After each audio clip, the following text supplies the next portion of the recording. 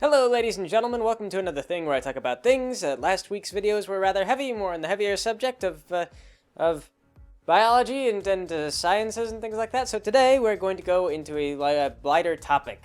It is the story of Khazrak the Babysitter. Khazrak.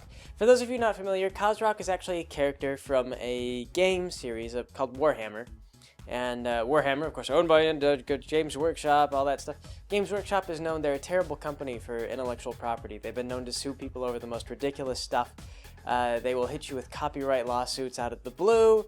I mean, they use bots to do it. They attack people for using the word Space Marine because they're trying to claim that they have a trademark on the word Space Marine. So, Khazrak the Babysitter. I do not own the phrase Khazrak. I named him Khazrak because what this was an Ironclaw game. And if you guys are not familiar with Ironclaw is basically the furry role-playing system. You can use it for horrible, disgusting furry fetishes if you like, all kinds of things, but all role-playing games are like this. What we used them for was, well, we tried to model all of our characters off of these animals, basically. So we kind of built up societies that were based on racial stereotypes, more or less, as you had, like, the foxes were very clever, and they were all kind of like wily politicians, but also rather small, and you know, sort of the underdog, so to speak. And you had, you know, the wolves were more feral, and they kind of lived out in the woods, and they did their thing. And we had the rams, and the rams lived off in the mountains, and they were mostly isolated and didn't want to have anything to do with each other or any of the other nations or anything like that. So when we were designing characters for this game, I chose to play a ram because that appealed to me. As I saw this, and they're like, oh yeah, they're cranky and they're kind of muscular and they don't like people, and yes, I will play a ram. So I chose to play this ram, and I decided he'd be a mercenary, because here's how this went. I was actually playing with my friend, and then his little brother and all of his little brother's friends. These were the same kids that we played with when we did the Star Wars role-playing campaign. So these are the kids that the Star Wars game I played ended in tears. We had to quit because one of the Jedi broke down. He had an emotional time, so he had to go outside and cry for a little while, and we said, okay, that was good, you know, good game, wrap it up, we'll pick it up later. We never picked up the Star Wars game again. This game we played through multiple sessions, but it always ended in tears. Every single session ended in somebody crying. It was just the one kid. It was the cleric. The kid who was playing the cleric would break down in tears at the end of every session. So, yes, this was the kind of game that it was. And anyway, though, it was also my friend's mom. And so what wound up being is that my friend ran the game.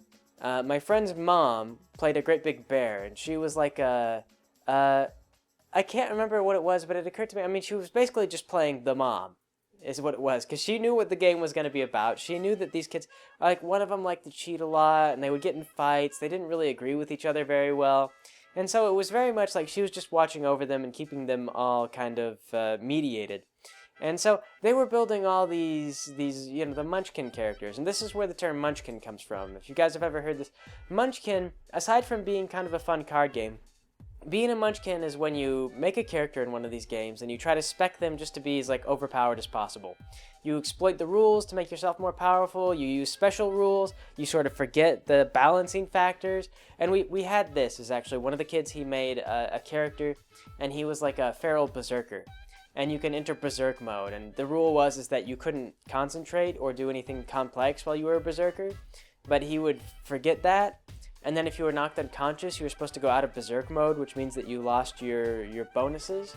So, like, he would forget that too, so he would get knocked unconscious and then just keep going and continue to use all of his berserker powers and things like that.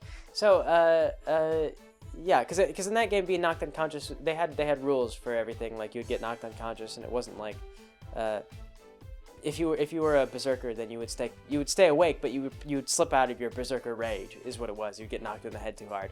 So anyway, though, it was those kind of kids, and so my friend was just like, I don't know, Greg, why don't you build a character? Just make him the tank, and just no nonsense, whatever. Like, I'm gonna be throwing, like, really mild threats at the party, and they're mostly gonna kill them. Like, the kids are gonna kill themselves. Like, I'm just gonna need you to, like, be the pillar that continues to I'm gonna anchor everyone to your character, and we are going to move the game along with everyone tied to your butt. So just make a character that'll work for that. So I said, okay, I'll make a great big angry ram. And thus Khazrak was born. So Khazrak, like I said, based on Games Workshop, a Games Workshop character. In the Games Workshop universe, the Warhammer universe, Khazrak was this, he was basically a big angry ram. They called him Beastman. But he was just a big angry anthropomorphic ram with only one eye, and he carried around a big whip, and he had a dog, and he was a murderer. He was a general, actually. He ran armies. Khazrak, on the other hand, was just a great big... It was much the same thing. I actually had the whip, but I also carried a sword, and then, like, I think a short sword for emergencies, and then, like, a utility knife for, like, functional purposes like that, and I think he was, like, mildly proficient in bows. And if I knew what I did now, I probably would have made myself, like, proficient in bows first, and then melee weapons, and then all that other stuff. But anyway, though, so Khazrak, he was just a big angry ram. He was just this really beefy guy. He was a mercenary, and then everyone else, all these other kids, they were all, like, nobles and things like that, and they were very, there was, like, I wish I could remember what all they were, but it was also nondescript. Every single one of them was, like, deeply connected mobility with, like, magic powers and stuff like that. Except for the Berserker kid, who I believe might have still been a noble, but he never figured out who he belonged to. He didn't know what his family was, so he was just, like, nobility of the Berserker tribe. Noble of the Berserker tribe.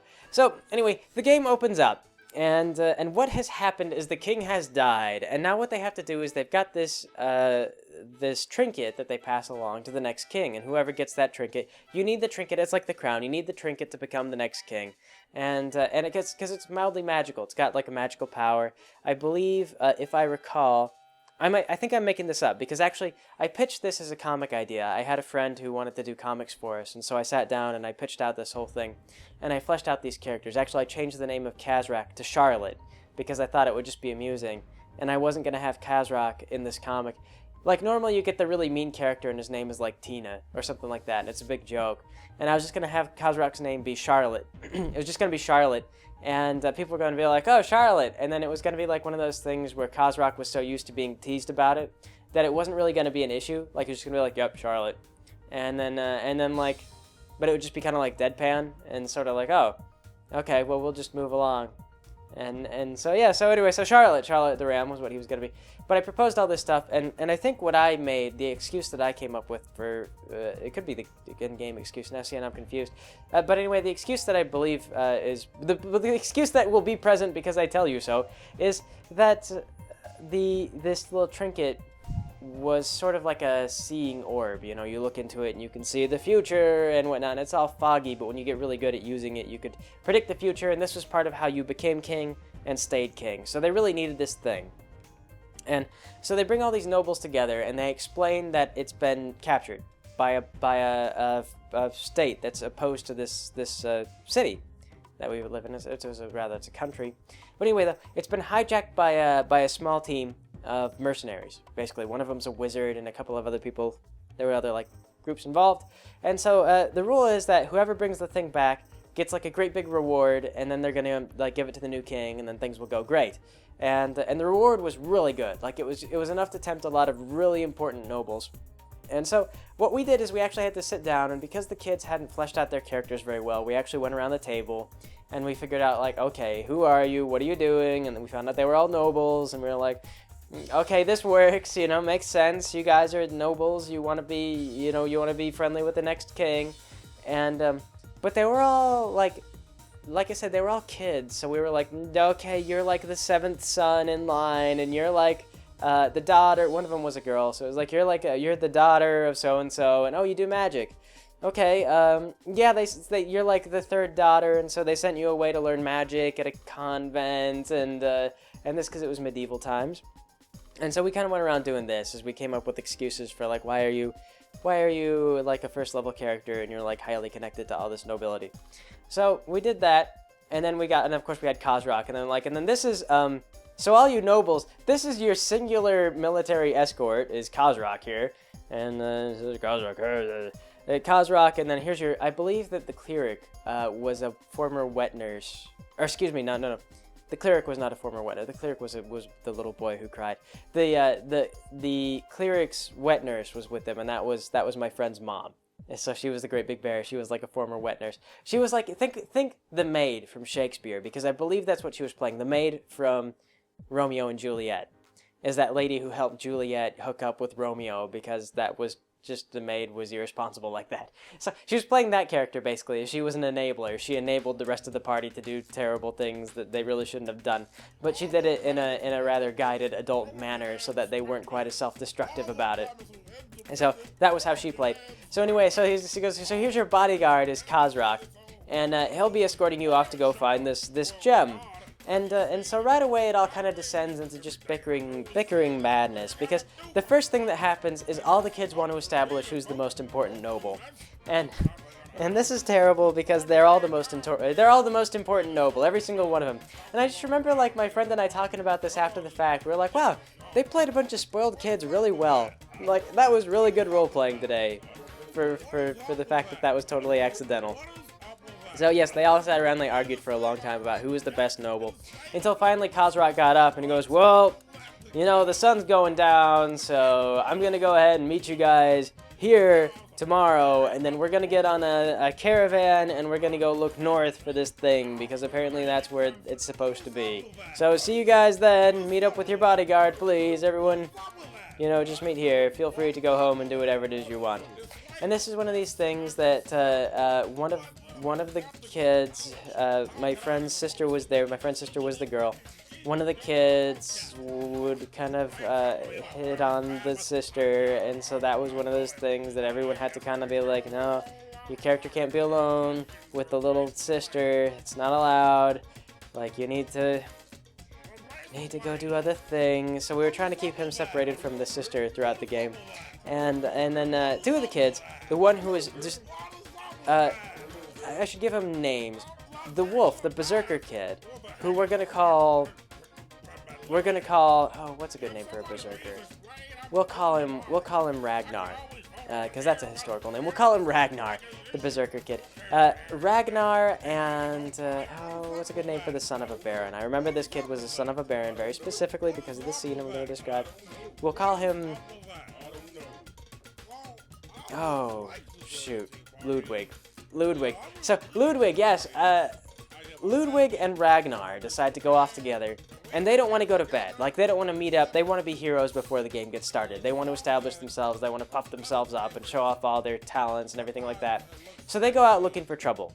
The two of them team up, and they go down to, like, the bad part of town, and they start wandering intentionally down alleyways. So, my friend, he's just sort of like, okay, so you guys are, like, looking to be ambushed by thugs, huh? And they're like, yeah. And then my friend is like, okay, you're ambushed by thugs. Congratulations. You guys are wearing really nice clothes. You're walking around in a really bad part of the neighborhood. And you finally walk into gang territory. It's like there's a bunch of rats here. And the rats pop out of the alleyways. Their leader is drunk. And so he stumbles up to the kids. And he's like, stand and deliver. Give me all your money. And so they tell him, they stop, they say, haha, you don't scare us, you big rat, because we are nobles of the realm. Oops, bump the mic. Because we are nobles of the realm, and we are going to bring you to justice. So the rat kind of looks around at all his buddies and goes, nobles of the realm? We're what nobles? And so they start to tell him, like, all these titles that they have, like, we come from here, and we come from there, and let it be known that we are your superior. So this, the drunken rat in poverty, he thinks about it for a little while, and he goes, none of those places are from here. He goes, how connected are you? And so they start to tell him, they're like, I am the son of Baron von so-and-so. Ludwig is like, I'm the son of this, I'm the son of that. And this is why I remember, the Baron, Ludwig is the one who makes, the biggest fuss about this nobility thing. So the rat just takes another drink, and he goes, all right, son of a baron, you sound like you'd be worth a pretty good ransom. So, I think I'm gonna take you hostage. So they gather him up, they round him up, and it's a losing fight because they're level 1 characters and they're like in gang territories. They specifically went down to the worst part of town to find a gang to fight with, and they found a gang. They got ambushed, they got surrounded, and then they got captured. So really good on the part of Ludwig and Ragnar. Ragnar was no use. I remember Ragnar was pissed. We got in a long discussion about whether or not Ragnar should have been able to kill an entire crew of of criminals, and my friend insisted no, you couldn't, and that session ended in tears. We went home. The cleric cried. The cleric went outside. We'll call the cleric Sisyphus because that's appropriate. So Sisyphus went outside and cried, and we had to cut the session short. We all went home, and that was it. That was the first session. So the second session came back, and Ragnar found out. Khazrak went. He met up with the group, and we couldn't find the other guys. So we started looking around. We started rolling like diplomacy checks and stuff like that to see if we could pick up word. Like, have you seen these guys? Were they out drinking last night? And so finally we started to pick up word that these rats had captured them, and they were looking for a ransom. So what my friend decided to do is he goes, oh yeah, Khazrak, you know these guys. Like, this is Andrew, Andrew the Rat King or whatever. Andrew the Rat Boss. He's kind of a jerk, but he pays well when he wants you to go like gut somebody. Like when he wants you to break somebody's thumbs for things like that. So it was like, that was how we got in. It was like, oh, Khazrak. So I showed up, and Khazrak was like, hey, Andrew, how's it going? And Andrew's like, I caught some kids. I'm going to sell them. Like, can you go and deliver a message? And so Khazrak actually, I sat down and explained. I was like, look, the kids are worthless. I go, you don't want I'm like, he's the seventh son of a baron. He has no value whatsoever to his family. You're really wasting your time. Just empty out their pockets and let them go. And so Andrew goes, I didn't realize that. They made such a big deal about who they were. I assumed that they were very important. Okay. So he emptied out their pockets and he returned them to me. And we all and so they were really pissed. They were like, that shouldn't have happened. We should have been able to kill that whole group. So, but we rounded them up. We got them with the rest of the group. And away we went. Off to go find this trinket that we'd bumped into, that we'd lost. So we got on a caravan, and the caravan goes along until we get to a river, and at that point we find a ferry, and we're going to ride this ferry up north for a while. Seems like a good idea, so we get on the ferry, and sure enough, we get attacked. We get ambushed while we're on the ferry by bandits, I believe it was, and this was planned bandits. It was something that was going to happen from the very beginning. So we get ambushed, and I remember Khazrak had taken off his armor, and he didn't really have very good sea legs because he was a ram. So we had otters on our team. And I can't remember, but we had like beer and scotch and stuff like that. So I remember that they were in the woods, and I'm pretty sure that Khazrak lit some Molotov cocktails. I think was what he wound up doing. So I was just chucking Molotov cocktails off the side of the boat into the woods, and I was just like, yeah, take us if you want, but which is gonna be a bitch, whatever it is that you do.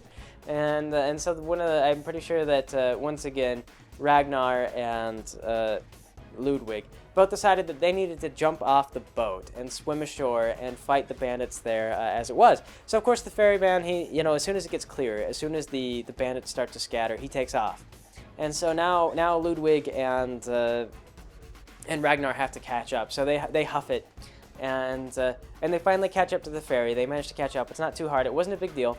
But they catch up to the ferry, they get back on the ferry, and of course they're all wet, and there's no reward, because it's just like we just had to move along. It was good. And so then they get pissed, and they're like, we didn't have time to loot the bodies. We had to loot the bodies. And we're like, they were bandits. They were carrying nothing. They didn't have anything we wanted. Guys, like, what do you, like, you're nobility. You're filthy rich. Why do you want to loot the bandits?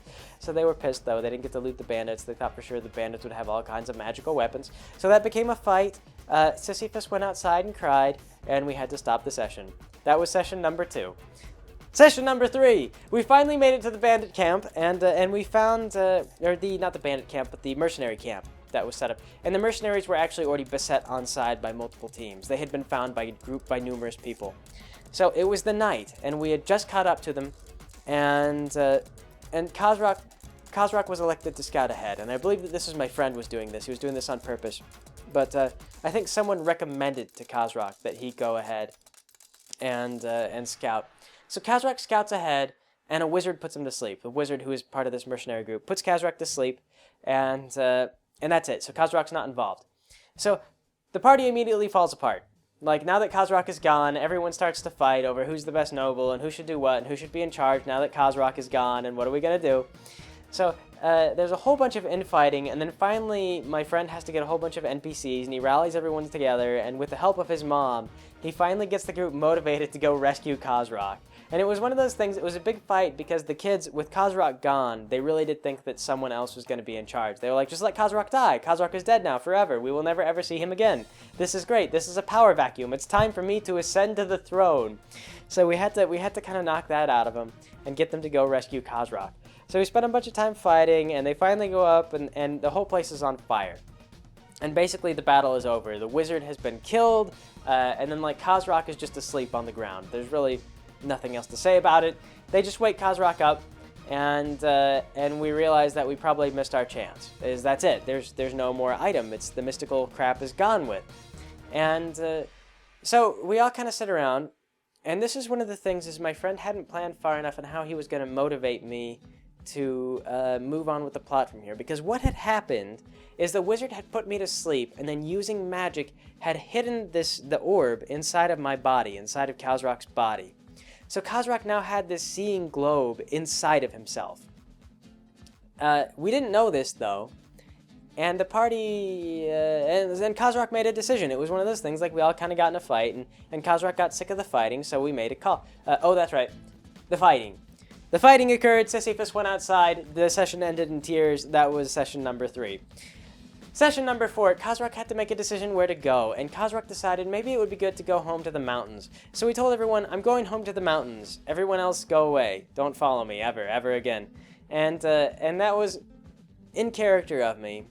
But my friend wasn't sure what to do with that. It was one of those things, he's like, oh, shoot, that is really in character for you to do that. And I haven't given you motivation to go anywhere else, have I? Oh, shoot. So he couldn't figure out a way to salvage it in time, so the game started moving and Khazrak started to go home, and so it was just one of those things, like I was like, I don't know where I'm gonna go. He's like, I don't know, I'm trying to think of a way to get you back on track. It's fine, just go home. Just go home, I've got an idea. It's gonna take a little while though, so just continue on your journey home, it'll work out.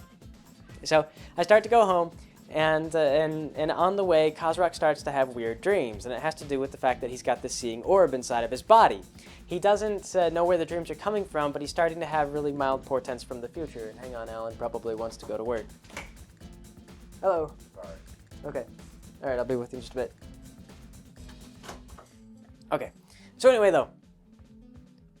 So yeah, so he starts to have dreams about the future. Khazrak. Right, he doesn't figure it out right away. But on their way up there, he finally gets back to his shack, and he finds out that the place has been used. It's just kind of obvious that there's stuff that's been going on around here. His food is all gone, for one thing, and at first you think it might be rats, but then you forget that rats are actually like people size and everything like that. Then it's lizards is actually how the Iron Claw universe works. But then it turned out that it was rats. It's actually rats had moved into his shack out in the mountains. And so when Khazrak was kind of scuffling around and looking for stuff, the bandits that had moved into his shack came back, and so Khazrak sees him down there, and I believe, I can't remember how we set up a siege for this basically, but Khazrak, the girl, the little sister, had magic powers, right? She was an earth mage, I believe, and so she had the powers to like move and shape rocks, and so I think that what happened is we caused a landslide, and that made it hard for the bandits to get back up to the shack. Well, now the bandits are mad. They want to stay in the shack, and they're not happy that we've taken it over. They think that we're the interlopers. They thought the shack was abandoned. So they try to send people up to it, and so Ludwig and Ragnar get together. They take Khazrak's door off the shed and use it to make an impromptu tower shield, and then they rush down the hill, down the landslide, into the guys below, to attempt to fight them. This is the exact same problem with the gang, as they assume that they can handle this entire gang of bandits all by themselves. And so Khazrak goes, wait, no, like, we established the siege position because we're outnumbered, and okay, goodbye. So they get captured right away. It's the same thing as before, and they show up, and Ludwig, of course, starts telling him, I'm a baron, like, I'm a baron, everyone pay attention, I'm the son of a baron, it's very important that I'm the son of a baron. So the bandits are all like, oh, how important of a baron? And he's like, let me tell you how important of a baron I am. I will tell you that I'm the most important baron. Let me roll to convince them that I'm the most important baron in all the lands. So he takes his roll, and my friend goes, okay, they're convinced that you're a very, very important baron, and they've just captured you. So So he does it again. This kid doesn't learn the second time. And so now Khazrak is up there, and he's got the mom, the bear, is up there with him, not supervising anyone because the two most rambunctious kids are now captured again by bandits. And we've got the girl. So Khazrak comes up with a scheme. He says, could you make like a knight out of stone, or just something kind of resembling a knight? Like, just could you animate it and make it run down the hill and appear as though you're threatening him? And so we discussed it with the GM, and we kind of worked it out, and we were like, well, she can do it, but it's not going to be very effective in combat. Like, its sword will break the minute that it uses it. So I say, okay, here's what you're going to do. Make a knight out of stone, have that thing run down there, and just club one guy to death. Like, just flat out kill him, all right? And that'll destroy our guy. Like, that'll be the extent of what your magic can do, but just do that to one guy. So we had her do that. She descends, the thing descends down from the mountain, kills this one dude, just smacks him with it runs down the mountain, smacks him with the sword, it explodes, and then she runs out of magic and it crumbles. And so Khazrak gets up and, squeaky chair. Khazrak gets up and he gets on the ledge and he goes, hey you bandits, clear out of here or I'm gonna do that again. We have a powerful wizard up here. And so the bandits all huddle up and so they get together and so finally one of them comes out and he goes, what are you doing in our shack? And Khazrak goes, it's my shack, I live here. And they're like, but it's been abandoned for like the past year. And he's like, I know, I've been down south. And they're like, oh, can we use it? And then Khazrak goes, yeah, I guess when I'm not here, just don't mess with us. And they're like, oh, okay, we'll go somewhere else then. So that was how we negotiated. It was just sort of like, it was like, we're ready, we're here now, we'll kill you. Can we come back later? Yeah, I don't see why not. So, yeah, that was how that worked. Anyway, though, so we finally got around, and my friend didn't even know what to do with Ludwig and Ragnar this time. As Ludwig and Ragnar, they just kept running their mouths, and they kept digging themselves deeper and deeper in, and they were talking about, like, my family's very rich, you know, they're gonna hire all kinds of people to kill you and all that stuff. And it was just like the kind of, like, spoiled brat, like, no. Don't tell them that. They want your money. They want to hear that you're rich. This is why they caught you in the first place. So finally, though, my friend just had to, he's like, they tease you a little bit and then they let you go. Because it was one of those things, like, it was like there was no plausible way that they were going to escape on their own. So he just threw them that bone. He goes, all right, fine. They just let you go. They give you a chance. They say, beat me in a sparring match and we'll let you go. And so they beat him for like 2 rounds out of 3. They beat, Ludwig takes the challenge. Not Ragnar. Ludwig takes the challenge. So the bandit leader, he fights with Ludwig. He wins. The bandit leader wins 2 rounds out of 3, and then he loses the 3rd one, and he goes, I'll let you have it. And so he just lets him go because it's like it's more of a pain than it's worth. And so Ludwig and Ragnar come back. And for some reason, Ragnars Mad. He blames Khazrak for the whole thing. He's like, you're in charge. You're the one who's guiding all this. You're the one who negotiated. How come you didn't negotiate to get us back? And so Khazrak goes, because you guys sacrificed yourself to them, and I'm getting sick of trying to save you from yourselves. So Ragnar decides that he is going to become the leader now. So he goes into Berserker Fury, and he gets in a fight with Khazrak. And here's the thing, is that Khazrak was a combat character. He wasn't nobility. He didn't have all these extra perks. So his character points were devoted to being Khazrak. So Khazrak won the fight. And it wasn't even like a 2-sided fight. It was very one-sided. Khazrak just flounces this guy, decks him clean out, puts him unconscious near death. And so while he's unconscious, Khazrak kind of gets a really cruel idea. He goes, you know what?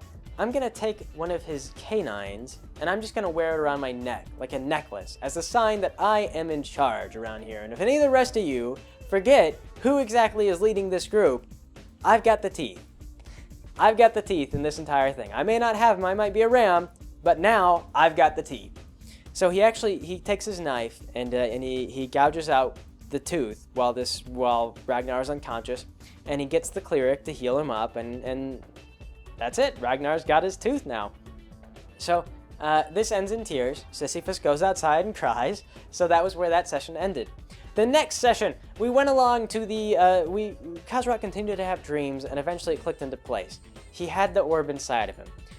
And he knew this was the fact because he had a dream where he went to the noble who led his nation, the nation of the Rams, and he has a wizard look inside of him, and they find a magical artifact. They can't tell what magical artifact, but but Khazrak has a dream about this, and so suddenly I've become the GM's fiat.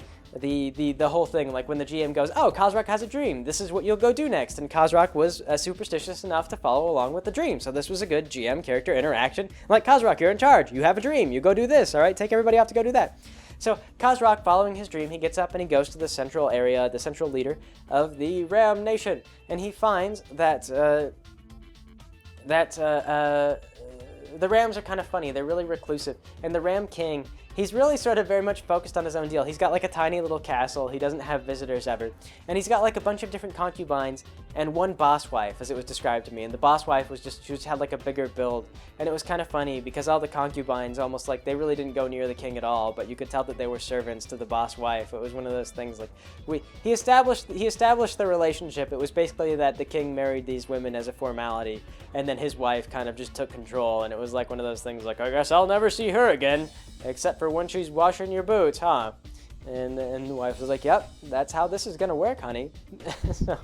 so which actually made sense if you think about it, because back in the olden days when women couldn't inherit property, this was something that some men actually did take concubines just for the purpose of giving orphans a home, more or less, because there weren't many other acceptable ways to bring women into your house and to say like, oh yeah.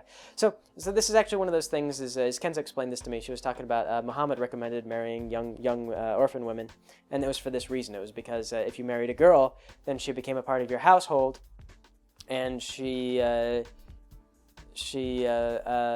if you took her as a concubine or whatever, then she was responsible to you. You could take care of her. And so I'm pretty sure that this was the relationship that the Ram King had, basically, as he married a bunch of girls, and they were just girls. Like I don't know, like there's a bunch of girls in my castle. He was really more interested in his wife and the guards, and so that was the impression that we got. Is just like he didn't know who most of the girls were, but he knew his wife, and his wife was kind of like leading him and telling him like you should do this and you should do that, and then you're like, why don't you give this a chance? And you're like, okay, dear, fine, I'll do it. I'm the king. So, yeah, so anyway, though, so we went up to go see the king, and we got the magic exam, and we found, we got this magical artifact in there. We said, how much is it going to cost to remove the artifact? And so they told us, and our eyes go wide as dinner plates, and we say, we don't have that kind of money. Or rather, Khazrak doesn't have that kind of money. The nobles would, but there's no way I'm telling the kids that we've got the all-powerful artifact inside of Khazrak. So we ask the king, we hatch a clever scheme then at this point, and we say, wait, you just have to be a noble to become king, right? And if you can use the orb, then you have right to be king. Now, it's shaky politically, but if Khazrak became nobility, he could be king, right?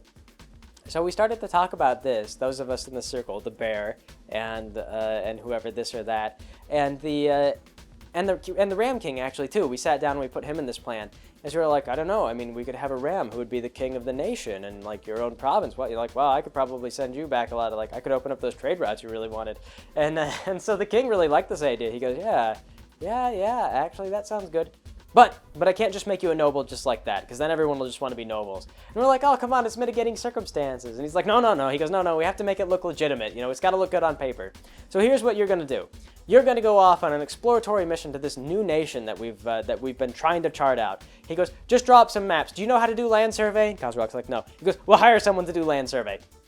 So we sit down, we make out this whole plan. We're going to go explore this new land. When we come back with evidence of this new land, with trinkets from afar, then Khazrak gets knighted. He becomes a knight, he becomes nobility, he's eligible to become king. And with the backing of the Ram Prince or whatever, then he can become the king, in theory. This is the plan. It'll be maybe a bit of a puppet government. We haven't worked out all the details, but it'll be better than what Khazrak's doing right now, and it's better for the Ram King, so we all kind of like this. So away we go. We set off down to the docks, and I should probably wrap this up real quick because Alan came in to ask for a ride. But anyway, so we set off for the docks, and we actually had left Ragnar behind, because Ragnar was a problem. And so Ragnar was tracking us. This is one of these things that, it was something that I think we discussed with the kid, is he kind of wanted to do this. He wanted to be isolated from the party. It wasn't, after he'd been defeated and humiliated, he didn't want to be in the party anymore. But he did still want to track us and follow along behind. We weren't sure what exactly his plan was, but we found out that when we got down to the docks for our planned sojourn out to wherever, that what he was planning was an ambush.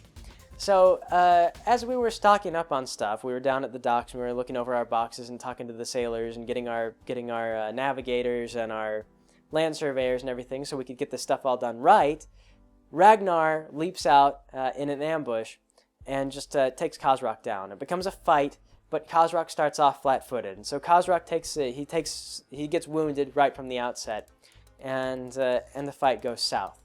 So Khazrak gets beaten unconscious. I believe that what started off was that he had a box pushed on top of him, so I had to spend like a round getting out from underneath the box too while being wailed on by Ragnar.